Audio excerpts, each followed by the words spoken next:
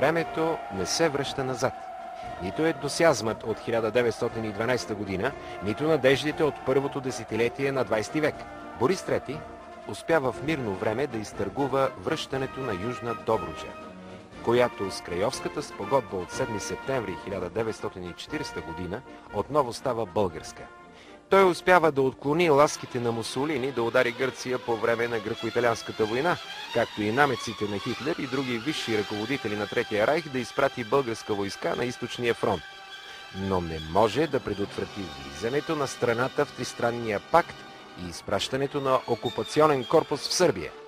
Иначе, поне за 4 години, Македония и Беломорска Тракия стават български. Но Балканите са една голяма играчка на тримата големи от антихитлеристската коалиция. В началото на август Уинстън Чърчил произнася реч в британския парламент, която се съдържат много остри думи срещу България и българите. Тази реч е поредното свидетелство на британските интереси. Човекът с пурата е дал вече своята бележка на Сталин за разпределението на зоните на влияние. Съединените щати в този момент от историята са оставили защитата на Балканите на политическата маса за Велика Британия. САЩ се занимават с Италия и Франция. България няма поддръжка на Запад и нейното бъдеще за десетилетия напред е решено. Колкото до армията, нейното бъдеще е напълно неизвестно. Защото ситуацията, както е писал Ленин, е революционна. Превратът на 9 септември 1944, той е абсолютно безкръвен. Военният министър генерал Иван Маринов е член на Отечествения фронт, но не и последвалите години. Народен съд, участие във Втората световна война, в състава, иначе казано, помощна армия към Трети украински фронт на маршал Толбухин, унищожение и изолиране на царското офицерство, създаване на помощни командирския политически апарат, истинско откритие на Октомврийската революция. И 40 следващи години, през които историята на българската армия са много паради, фанфари, участие във Варшавския договор от 1955 година като страна, учредителка, учения щит, достатъчност на бюджетните средства за армията, помощна роля във възможен глобален конфликт под крилото на Одеския военен окръг. Както и рекорди за книгата на Гинес.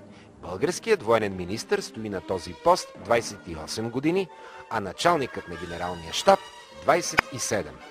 Една история, която чака своите историци.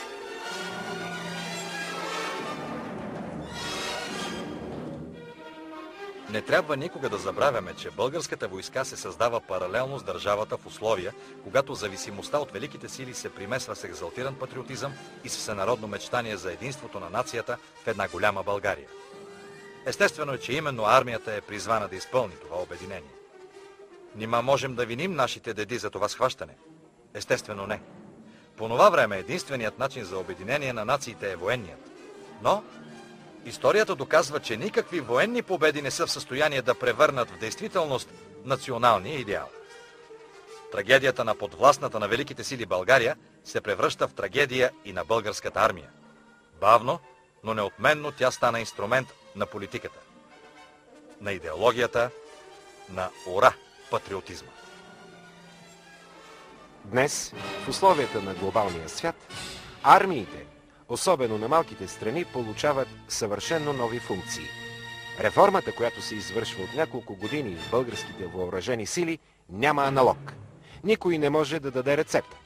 Препратките към миналото ни доказват убедително и ролята на точната преценка на политическата ситуация, и ролята на избора. Изборът днес е направен. България ще бъде член на НАТО. Ще има малка, но модерно въоръжена, мобилна армия, способна да защитава границите на страната с помощта на съюзниците. Всичко това е бъдеще. Близко и по-отдалечено. Ние ще бъдем съвременници, а потомството ще отсъдим. Както съдим ние днес дедите си. Нека да не го забравяме никога. Историята на българската армия. История писана с желязо и оставила след себе си кръв, пот и сълзи. Колкото повече години отмята безкрайната книга, толкова повече сълзите надделяват. Появява се една сантиментално тръпчива носталгия, която много трудно може да се нарече патриотична. А историята, тя е някъде там. Истинската история на българската армия, скрита зад толкова митове, фалшификации, премълчавания в името на политическия момент. А историята на българската армия е с всичко в нея. И с победите, и с пораженията.